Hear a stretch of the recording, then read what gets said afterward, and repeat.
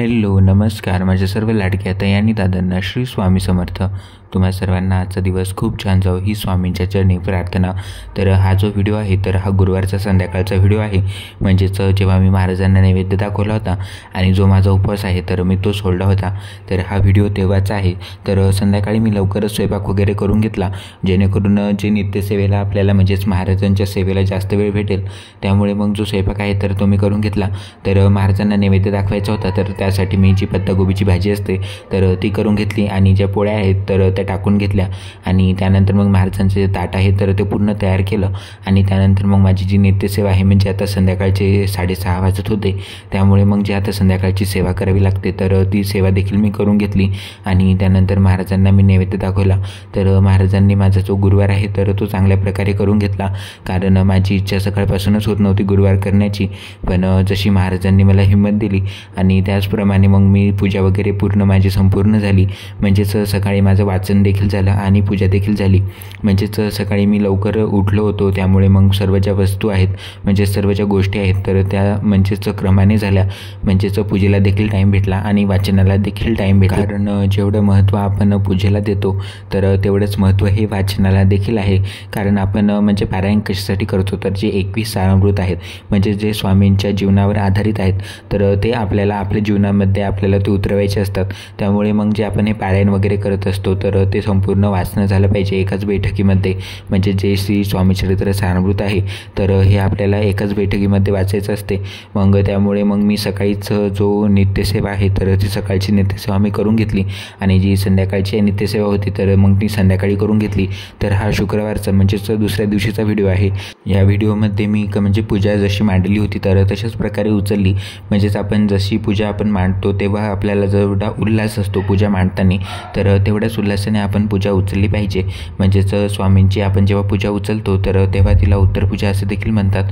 तर स्वामींची पूजा करताना देखील मला खूप छान वाटलं होतं आणि पूजा उचलताना आपल्याला थोडंसं वाटतंच, पण जेव्हा आपण म्हणजे आपली जी पूजा आहे तर ती उचलत नाही तोपर्यंत आपण जी नवीन पूजा आहे तर ती करत नाही, मग त्यामुळे आपल्याला जी म्हणजेच पूजा केलेली असते तर ती उचलावीच लागते। त्यामुळे मग अशा प्रकारे सर्वात पहिल्यांदा मी माळजप करून घेतली आणि त्यानंतर जे काही नित्यसेवा थोडीशी होती म्हणजेच जी महाराजांची होती तर ती मी करून घेतली, कारण नंतर मग जेव्हा देवपूजा करेल तर तेव्हा देखील स्वामी सेवा आहे तर ती करायची होती, म्हणजे जे 3 अध्याय वाचायचे असतात तर ते देखील मग नंतर मी जेव्हा पूजा उचलल्यानंतर जेव्हा मी नित्यसेवा म्हणजेच जी देवपूजा आहे तर तेव्हा मी करेल। तर अशा प्रकारे आता म्हणजेच मी महाराजांची त्यानंतर आरती देखील केली। पूजा उचलताना आपल्याला सर्वात महत्त्वाचं एक काम असतं, म्हणजेच आपल्या हातामध्ये थोडेसे तांदूळ घ्यायचे असतात आणि त्यानंतर मग महाराजांना प्रार्थना करायची की माझ्याकडून काही जरी चूक झाली तर मला क्षमा करा, आणि ते जे तांदूळ आपण हातामध्ये घेतलेले असतात तर ते आपल्याला आपल्या सर्व पूजेवर टाकायचे असतात आणि त्यानंतर मग आपण पूजा उचलण्यासाठी सुरुवात करायची। तर पूजेत आपण जे जे सामान वापरतो म्हणजे जी रांगोळी वगैरे आपण यूज करतो तर ती देखील आपल्याला कचऱ्यामध्ये नाही टाकायची, जेणेकरून म्हणजेच आपण जे देवांच्या पूजेमध्ये ज्या वस्तू आपण यूज करतो तर त्या मग आपल्याला निर्माल्यामध्येच टाकायच्या असतात, म्हणजेच कचऱ्यामध्ये टाकला तर त्या वस्तूंचा अपमान होतो। तर त्यामुळे तुम्ही जे पूजेमध्ये यूज करता सामान तर ते सर्व तुम्ही निर्माल्यामध्ये टाका किंवा म्हणजेच खत म्हणून त्याचा यूज करा, किंवा रांगोळी वगैरे म्हणजेच रांगोळी आपण अशा ठिकाणी टाकायची की जेणेकरून तिथे म्हणजेच पाय वगैरे कोणाचा पडणार नाही आणि कचरा कोणी टाकणार नाही। तर अशा जागी तुम्ही रांगोळी टाका, कारण रांगोळी देखील हा पूजेचाच भाग असतो।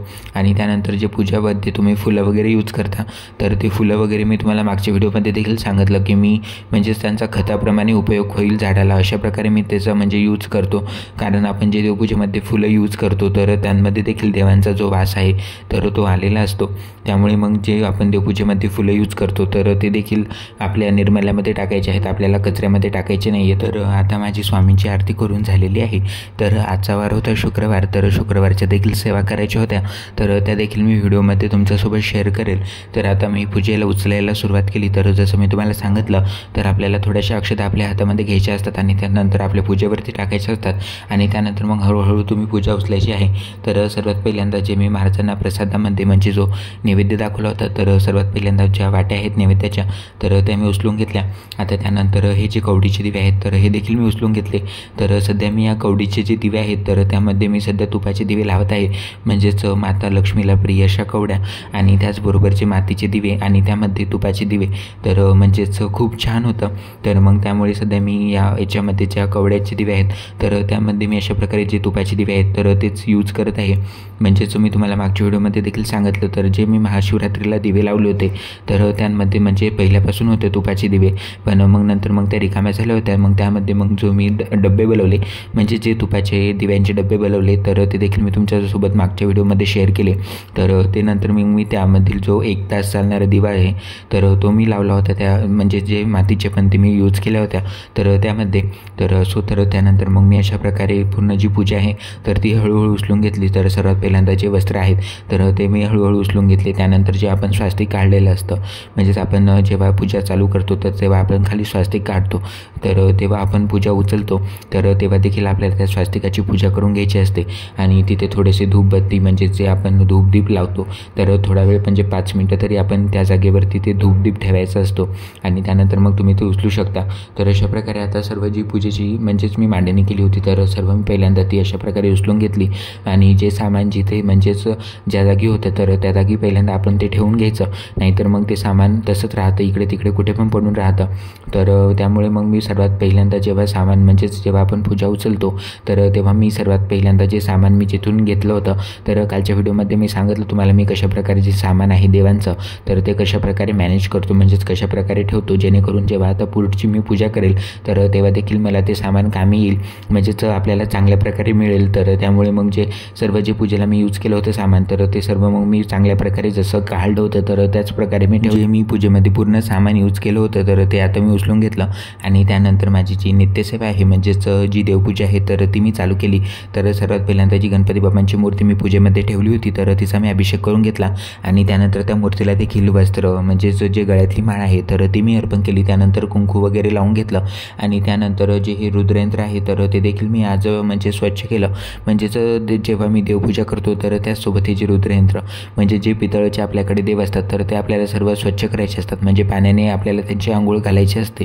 तर माझ्याकडे गणपती बाबांची एक मूर्ती आहे तर तिला मी दररोज पाण्याने अभिषेक घालतो आणि त्याचबरोबर जे रुद्रयंत्र आहे तर ते देखील मी धुवून घेतो आणि जी रुद्रयंत्रावरती मी रुद्राक्षाची माळ ठेवतो तर ती देखील मी धुवून घेतो, जेणेकरून म्हणजे थोडीशी वगैरे काही धूळ वगैरे बसली असेल तर ती म्हणजे पाण्यासोबत निघून जाईल. तर त्यानंतर मी देवांना जी फुलं आहेत तर ती देखील मी वाहून घेतो. तर फुलं देखील मी सकाळी आंघोळ झाली की लगेचच आणून घेतो आणि त्यानंतर मग मी देवांना जी पूजा आहे तर ती मग थोडासा उशीर लागते, त्यामुळे मग मी फुलं आणण्यासाठी सकाळी लवकरच जातो, म्हणजे जशी माझी आंघोळ होते तर त्यानंतर मग मी फुलं आणण्यासाठी जातो.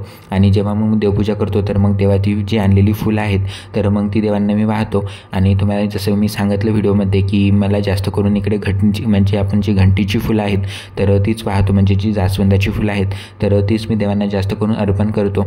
आणि जेव्हा काही अशी पूजा वगैरे असते तर तेव्हाच मग मला शेवंती वगैरे अशी फुलं भेटतात. तर प्रत्येक व्हिडिओमध्ये मी तुम्हाला सांगत असतो की इकडे म्हणजेच अशा वस्तू भेटत नाहीत, म्हणजे आपल्या देवांच्या वस्तू भेटत नाहीत, कारण हा जो एरिया आहे तर हा बंगाली एरिया आहे आणि इकडे त्यांच्याच देवाच्या वस्तू भेटतात. तर तुम्हाला माहिती असेल तर बंगाली देव यांचे म्हणजेच त्यांचे स्वतःचे देव राहतात, तर त्यामुळे आपल्याला जे आपण जे देव मानतो तर त्या वस्तू इकडे मिळत नाहीत.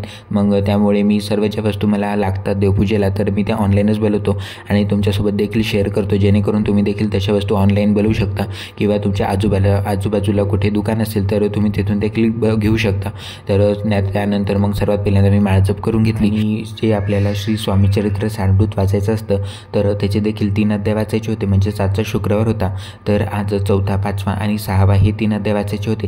तर ते माझे अध्याय जे आहेत तर ते वाचणं चालू होते. त्याचबरोबर आता शुक्रवारी तुम्ही कोणकोणत्या सेवा करू शकता, म्हणजे ज्या माता महालक्ष्मीला प्रिय सेवा आहेत तर सर्वात महत्त्वाची आणि सर्वात म्हणजे जास्त महत्त्व असलेली सेवा तीच म्हणजे धनलक्ष्मी कुंचन सेवा. तर ही देखील तुम्ही या दिवशी आवर्जून करा, म्हणजे शुक्रवारच्या दिवशी तुम्ही ही सेवा नक्की करा, तुम्हाला देखील त्याचे रिझल्ट्स नक्की पाहायला चांगलेच मिळतील. जर तुम्हाला माहिती नसेल धनलक्ष्मी कुंचन सेवा कशी करतात तर ऑलरेडी माझ्या चॅनलवरती त्याचा व्हिडिओ अपलोडेड आहे आणि जर तुम्ही धनलक्ष्मी कुंचन सेवा करत असाल तर तुम्हाला आलेला अनुभव तर तुम्ही कमेंटमध्ये नक्की सांगा. तर शुक्रवारी तुम्ही कोणकोणत्या सेवा करायच्या आहेत तर श्री पर्जन्य सूक्त हे तुम्हाला वाचायचं आहे. तुमच्याकडे नित्यसेवा स्तोत्रमंत्र हे पुस्तक असेल तर तुम्हाला माहिती असतील मी ज्या सेवा सांगणार आहे आणि ज्यांच्याकडे हे पुस्तक नसेल तर ते यूट्यूबवरून देखील हे सेवा म्हणजे ज्या आहेत तर त्या लावून ऐकू शकता।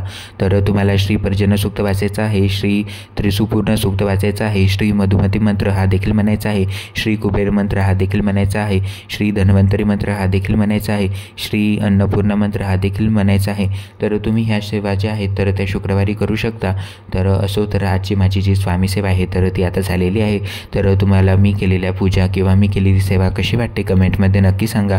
आणि व्हिडिओच्या माध्यमातून तुम्ही माझ्या चॅनलवरती नवीन आले असाल तर चॅनलला सबस्क्राईब करा आणि कमेंटमध्ये श्री स्वामी समर्थ लिहायला विसरू नका। भेटूया अशाच नवनवीन माहितीपूर्ण व्हिडिओसोबत। तोपर्यंत सर्वांना पुन्हा एकदा श्री स्वामी समर्थ। तुम्हा सर्वांना आजचा दिवस खूप छान जाऊ ही स्वामींच्या चरणी प्रार्थना।